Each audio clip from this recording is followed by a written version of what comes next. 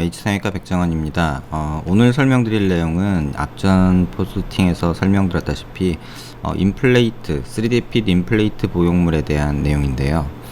앞선 포스팅에서도 한번 언급은 했었지만 지금 광대 수술 후에 생긴 이와 같은 하방 변이를 동반한 광대 결손 또는 광대 결손을 동반한 이런 아치 부위의 불안정한 본 유압, 그 다음에 앞뒤 체부와 아치가 전혀 연결되지 않은 이런 플로팅 본 상태의 광대 활 모양, 그 다음에 뒷광대는 남아 있으면서 체부 쪽에 골 결손이 있는 경우, 또는 체부와 아치에 걸친 전반적인 뼈 결손이 있는 경우, 그 다음에 또 앞서 설명드린 것과 같은 경우인데요. 연결이 아주 미세하게나마 있지만 함몰이 관찰되는, 그러니까 귓광대 후에 체부를 갈아내는 수술을 한 후에 발생한 이러한 골 결손의 경우, 기존에 있었던 방법, 재수술이나 어떤 재건 수술이 한계가 명확하게 보이는 경우입니다. 뼈 이식을 통해서 해결한다는 어떤 광대 재건 또는 광대를 다시 원위치시키는, 위치 이동을 시키는 재수술, 이 모두가 다 같이 동시에 시행되어야 함에도 그 수술 방법에 약간의 제한이 있는 그런 경우들의 모음입니다. 오늘은 그 경우를 조금 자세히 실제 사례를 통해서 좀 설명드리려고 하는데요.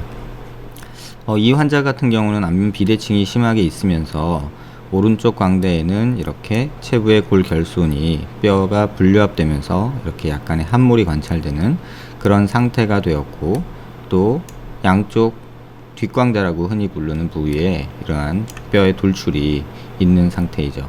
근데 비대칭이 심하다 보니까 이렇게 봤을 때 이쪽은 유독 튀어나온 모습을 보이게 되고 이쪽도 약간 튀어나온 모습을 보이게 됩니다. 그런데 이런 환자에 있어서 이 부분을 광대 재수술을 하느냐 아니면 광대 재건을 하느냐, 이런 거에는 약간의 논란의 여지가 있습니다. 이 뼈의 결손 부분을 메꾸기 위해서 이 뼈를 이동시켜서 여기 체부에 고정을 시킨다 하면은 이 광대 아치 부위에 골 결손이 생기게 되고, 또 뒷광대를 해결하지 못하는 단점이 있고요. 이쪽을 단순히 메우기만 하자니 이 뒷광대가 남아서 조금 아쉬운 그런 수술 방법이 될 수밖에 없습니다. 이런 환자에서 시행되는 모습을, 그 인플레이트 보형물 디자인을 하는 방법에 대해서 조금 오늘은 자세히 설명드리고자 합니다. 이 환자에서 보다시피 이러한 광대의 모습에서 이렇게 광대뼈를 잘라내게 되고요.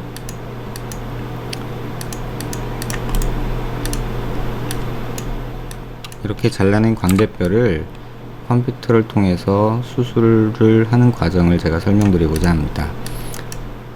이렇게 아치 부위만 절단을 해낸 상태에서 이 아치를 움직이기 위해서 모델로 조금 변환을 시켜보고요. 상태에서 이렇게 파란색으로 표현된 아치를 제가 모의 수술을 통해서, 컴퓨터 시뮬레이션을 통해서 이렇게 잘라낸 모습이고요. 이 아치를 어떤 식으로든 이동을 시켜서 어떤 수술 계획을 세우게 됩니다. 지금 이 환자분의 경우에는 뒷광대가 좀 튀어나와 있기 때문에 뒷광대를 조금 줄이려고 하고요.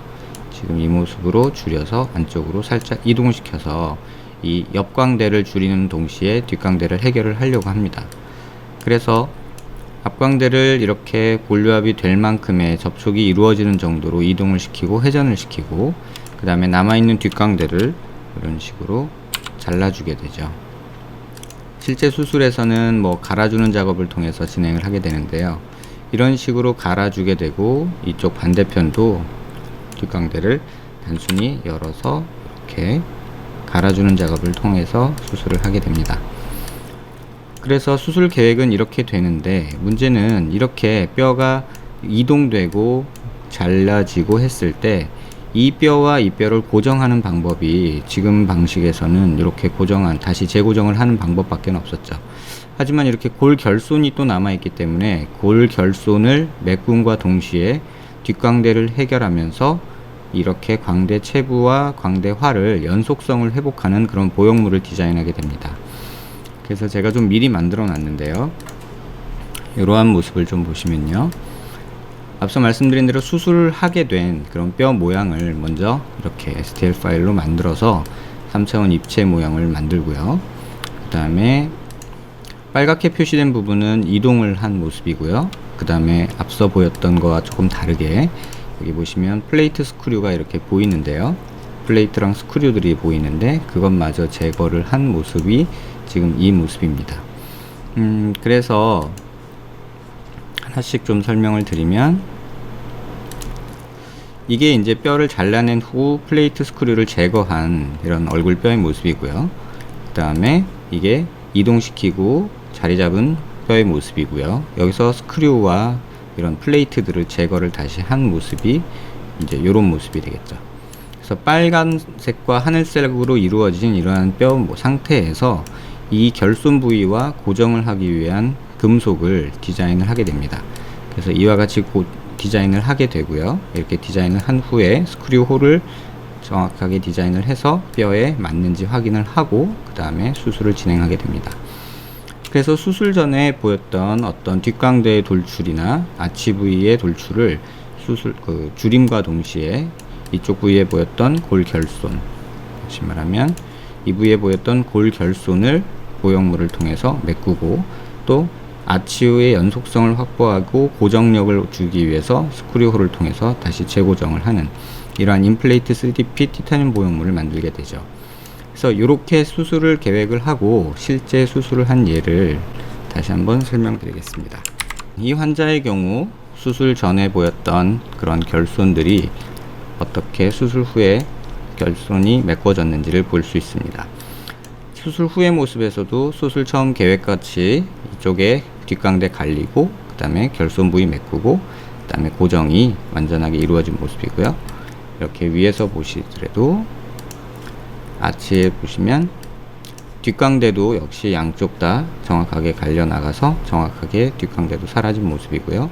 옆광대도 수술 전에 비해서 많이 줄어든 모습이죠.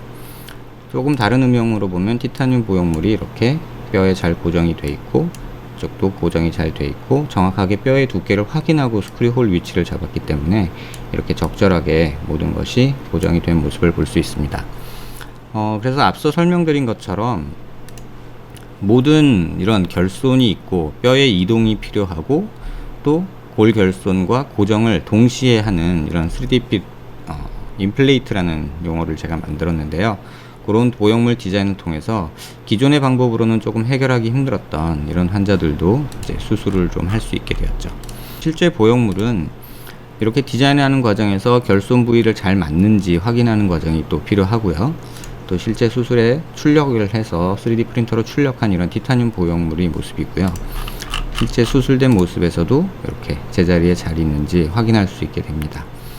이 수술의 장점은 간단하게 설명드리면 기존 광대 재수술이나 재건 수술로 하지 못했던 그러한 수술을 티타늄 보형물로 3D 프린터로 제작한 티타늄 보형물을 통해서 결손을 메움과 동시에 고정력을 얻는 그런 동시에 효과를 얻을 수 있고요. 또 수술하면서 흔히들 발생하는 뒷광대 부분도 수술과 동시에 해결할 수 있는 이런 장점이 있습니다. 광대 재수술이나 광대 재건 수술이 사실 경계가 모호하다고 생각할 수 있는데, 제가 그 구분 포인트로 잡았던 거는 골결손이 있느냐 없느냐를 이제 기준으로 삼았는데요. 그 이유는 골결손이 있으면 그 결손을 메꿔주기 위한 자가 조직이든 타가 조직이든 어떤 조직이 필요하게 되고, 그런 조직이 들어가는 경우 재건 수술이라 하고, 재수술은 단순히 뼈의 이동만 얻을 수 있는 결과가 있을 때 재수술이라고 칭하게 됩니다. 근데 그 두 가지가 같이 존재하는 환자들이 은근히 많기 때문에 이러한 임플레이트 디자인을 통해서 또 수술법을 통해서 그 동시에 만족시킬 수 있는 수술 방법을 개발해 보았습니다. 비슷한 문제로 고민하시는 분들에게 조금은 보다 나은 결과를 위한 가능성을 보여주는 수술 방법이 되길 희망해 봅니다.